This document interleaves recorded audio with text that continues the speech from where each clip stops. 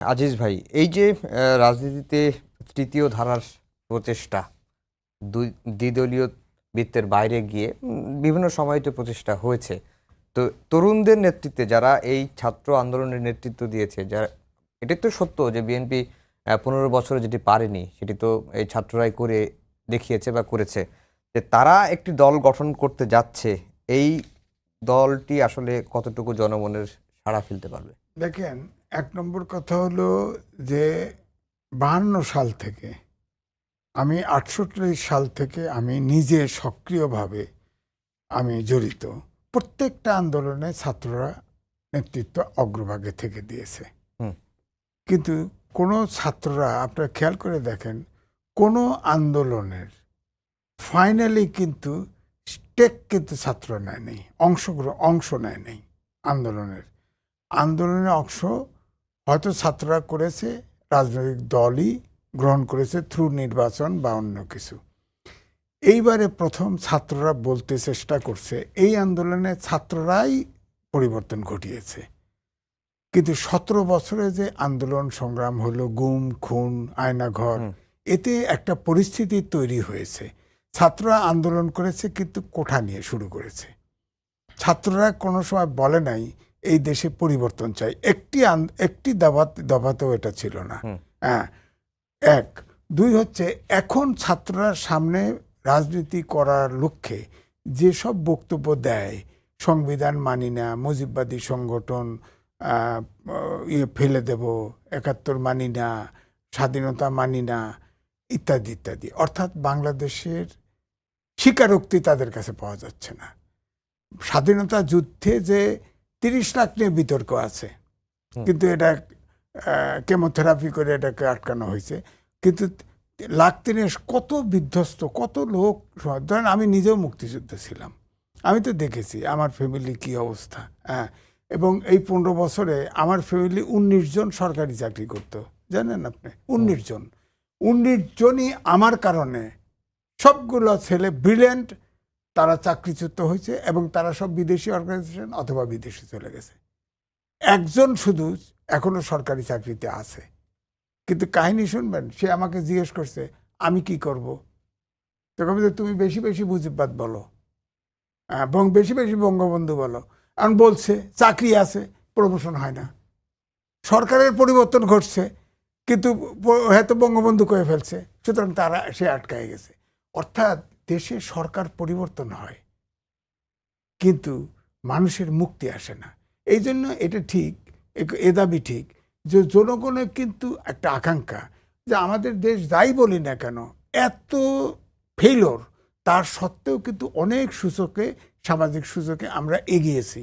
যদিও আমাদের দেশে ধনী সৃষ্টিতে পৃথিবীর ভিতরে 1 নম্বর, লুটতরাজে আমাদের পৃথিবীর ভিতরে 1 নম্বর, রাজনৈতিক বিবর্ষতায় গণতান্ত্রিক দেশ হিসেবে আমরা 1 নম্বর, বায়ু দূষণে আমরা 1 নম্বর, অনেক কিছুতেই 1 নম্বর আছি। সবগুলো খারাপ জিনিস সব। এই জন্য মানুষ চায় এই বলয়েরাই, রাজনৈতিক বলয় থেকে মুক্তি পেতে। এটা একটা জন আকাঙ্ক্ষা আছে সবাই, কিন্তু জনগণ কিন্তু এই রাজনৈতিক বলয়ের জিম্মি, এটা ঠিক। কিন্তু আমরাও আশা করেছিলাম, আমিও তারই একজন, আমিও তো এখন প্রবীণ, আশা করেছিলাম মুক্তি। কিন্তু আমার কাছে মনে হয়েছে এই যে 52 সাল থেকে, আমি সরাসরি জানি না, কিন্তু 68 সাল থেকে যে ছাত্ররা যতগুলো আন্দোলন করেছে, এই ছাত্র নেতৃত্ব কোনো বিতর্কিত ছিল না। কিন্তু এরা নিজেদেরকে বিতর্কিত করে ফেলছে ইতিমধ্যে নানাভাবে। এখন ধরেন একজন বৈষম্যকারী নেতা যদি V8 গাড়িতে টকশোতে যায়, V8 গাড়ি কি, সাইকেলই তো চোখে দেখিনি জীবনে। আমিও তো একটা ছাত্র সংগঠনের প্রেসিডেন্ট ছিলাম, কেন্দ্রীয়। আমি তো জীবনে সাইকেলও চড়ি নেই, দেশের বাড়িতে চড়ছি, একটা মোটরসাইকেল কিনতে পারি নাই। এখনো তো আমার বাসা ভাড়া থেকে শুরু করে সব কিছু, আমার কোনো সঞ্চয় নাই, কিচ্ছু নাই। ছাত্ররা এটা করে। ছাত্র উপদেষ্টা হেলিকপ্টার নিয়ে যায়, হেলিকপ্টার, প্রাইভেট হেলিকপ্টার নিয়ে ভাড়া করে যায় এবং হেলিপ্যাড নামায়।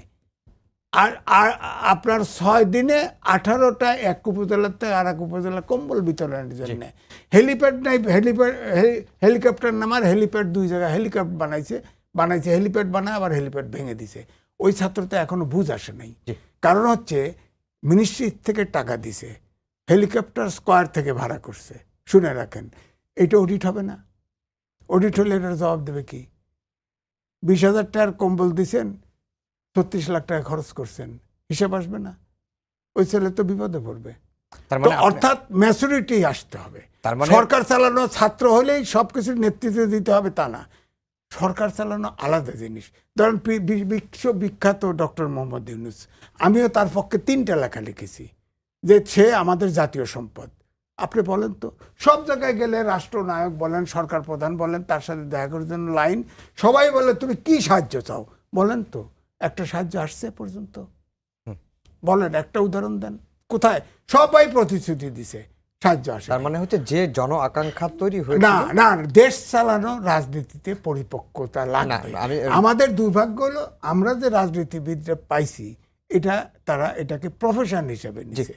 দেশ সেবার জন্য রাজনীতিটা আমাদের দেশে কিন্তু যতই বলেন এই জায়গা বিতর্ক আছে, এটা শূন্যতাটা পূরণ করতে পারতো।